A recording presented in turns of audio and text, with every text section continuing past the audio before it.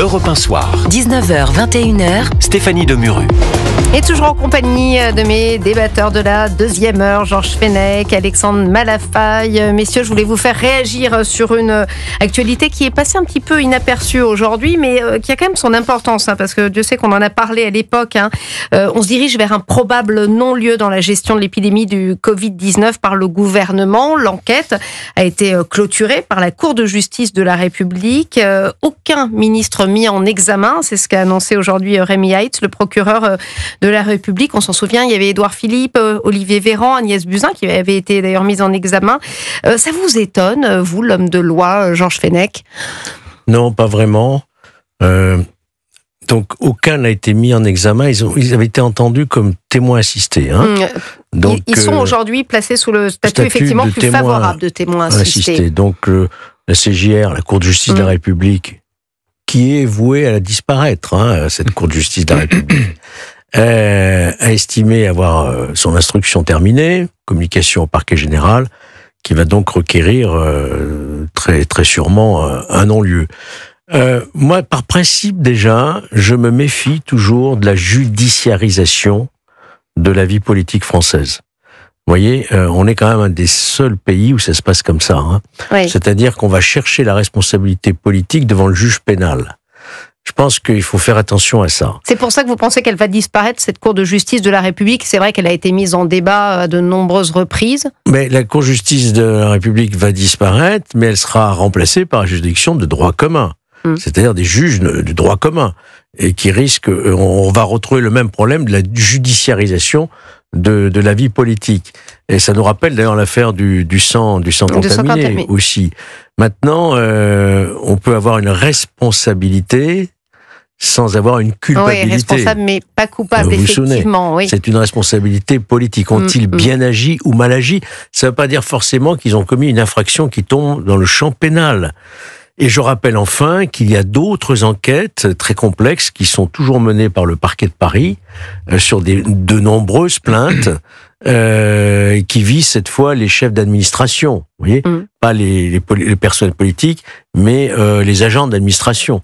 Voilà, vous avez des plaintes. Est-ce qu'ils ont pourquoi n'avaient-ils pas de masque ? Pourquoi ceci ? Pourquoi cela ? Pourquoi cette défaillance ? Voilà. Mais moi, cette décision, si vous voulez, ne m'a pas surpris. Je la trouve plutôt conforme, je dirais, au principe. La politique, c'est une chose. Le pénal, c'est autre chose. Alexandre Malafaye. Non, mais les élus doivent respecter la loi. Ça, oui. Donc, le cas échéant, s'ils enfreignent les règles, ça, c'est autre chose. On est bien d'accord. C'était juste pour compléter ce que vous disiez, cher Georges. L'intention. Voilà, il fallait le préciser, effectivement. Exactement. Voilà. Là, en l'occurrence, il y a une décision qui, effectivement, vient, on va dire, sanctionner une évaluation d'un certain nombre de pratiques et de décisions qui ont été prises par ceux qui étaient aux affaires pendant cette crise. Elle pose effectivement un débat qui est passionnant, qui est celui de la responsabilité des élus, des gouvernants, et on pourrait aussi interroger un jour la question de la responsabilité des magistrats. Elle est souvent posée, cette question. On va pas ouvrir le débat ce soir parce que il est passionnant, mais ce sont des débats qui sont essentiels. Cela dit, il faut faire très attention sur ces sujets parce que... Et sont comparables, justement, selon vous, la décision d'un homme politique et d'un magistrat? Est-ce que ça peut être finalement comparable? D'une certaine façon, oui, parce que si vous décidez que vous pouvez contester une décision et attaquer la personne qui l'a prise, à ce moment-là, vous allez stériliser toute prise de décision. C'est en ce sens que ça devient très compliqué de chercher la mise en accusation. Et dans la gestion de la crise sanitaire, il y a beaucoup de choses qui sont contestables, sans doute, dans l'appréciation que peuvent se faire certains sur le port du masque à toute heure, sur la proportionnalité d'un certain nombre de décisions, sur leur cohérence ou leurs incohérences, sur la façon dont le schéma vaccinal a été proposé. Tout ça, ça fait débat. Mais c'était des choix politiques qui ont été faits en fonction de ce que les uns et les autres croyaient sans doute faire pour le bien du plus grand nombre. Et donc, de fait, ça a produit un certain nombre de résultats et malgré tout, on est quand même passé à travers. Et le paradoxe, c'est que si on avait renvoyé Édouard Philippe, qui a été aux affaires pendant cette période-là, et le premier à être aux affaires, et le premier à monter au créneau, le premier à montrer l'exemple, à présenter tous les soirs, à commenter les schémas, les graphiques, à prendre des décisions, à prendre des décisions difficiles, et bien paradoxalement, c'est un des hommes politiques les plus populaires populaire aujourd'hui en France. Donc finalement, voilà, si on le renvoyait devant une cour de justice de la République pour être sanctionné, ça provoquerait un effet qui serait sans doute un effet d'incompréhension au regard de quelqu'un dont les Français estiment qu'il a plutôt fait le job. L'effet pervers, Georges Fenech, c'est aussi Georges. Alexandre Malafaille venait de dire le bien de la population, mais aussi l'autoprotection avec ce sacro-saint principe de précaution pour justement ne pas finir devant cette cour de justice de la République. Oui, un principe de précaution qui peut, dans certaines circonstances, devenir un frein à l'action. Eh ben oui, c'est ça. Attention, moi, il se trouve que j'étais à la commission des lois lorsqu'on a voté ce principe de précaution qui avait fait beaucoup de débats, parce qu'on l'a inscrit dans la Constitution quand même. Moi, j'étais plutôt pour un principe de responsabilité. Erreur stratégique à l'époque, on est bien d'accord. Je crois que c'était une erreur d'avoir inscrit ce principe qui peut être un frein à l'évolution, à la recherche scientifique, à l'initiative, à l'innovation. Oui, on est bien d'accord. Le principe de précaution, pour le coup, est sans doute une disposition qui aurait dû être pensée totalement autrement. Elle a eu beaucoup d'effets pervers.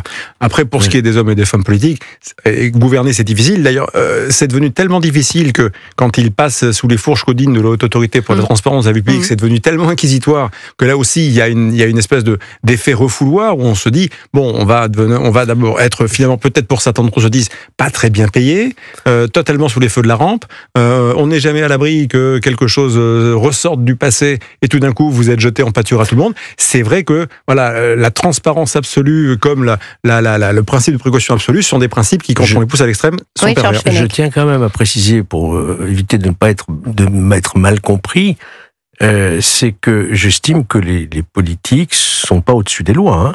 D'ailleurs, vous remarquerez, Jacques Chirac a été condamné, Alain Juppé a été condamné, Nicolas Sarkozy vient d'être condamné, François Fillon a été condamné.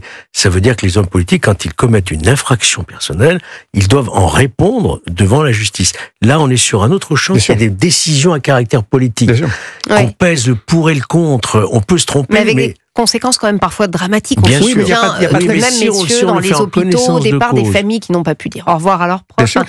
Vous vous souvenez de ça, Georges Fenech ? Bien sûr. Mais vous savez, le pénal, c'est une infraction volontaire. Oui. Il faut avoir conscience de commettre un préjudice et de le faire volontairement, voire de s'abstenir. Ce qui était reproché, en fait, à Édouard Philippe, au ministre, c'est l'abstention d'agir dans des délais, etc. C'est difficile d'apprécier dans le feu de l'action politique. Aucun texte ne dit que vous avez le droit d'aller saluer quelqu'un sur son lit de mort. C'est pas écrit par là, donc le fait de l'avoir interdit n'est pas une infraction. Merci messieurs, Georges Fenech, Alexandre Malafaille, merci d'avoir été avec nous.